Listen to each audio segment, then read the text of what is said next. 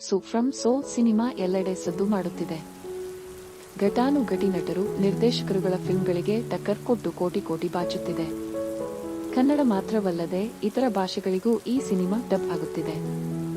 ಈ ಸಿನಿಮಾದಲ್ಲಿ ನಾಯಕ ಅಶೋಕನ ಕ್ರಶ್ ಚೈತ್ರಾ ಪಾತ್ರದಲ್ಲಿ ನಟಿಸಿದ ಆ ಹೊಸ ಮುಖದ ನಟಿ ಒಂದೆರಡು ಸೀನ್ಗಳಲ್ಲಿ, ಅದು ಕೂಡ ಸರಿಯಾಗಿ ಒಂದು ಡೈಲಾಗ್ ಇಲ್ಲದೆ ಕಾಣಿಸಿಕೊಂಡರೂ ಸಹ ತಮ್ಮ ಕಣ್ಸನ್ನೆಯಿಂದ ಜನಮನ ಗೆದ್ದಿದ್ದಾರೆ.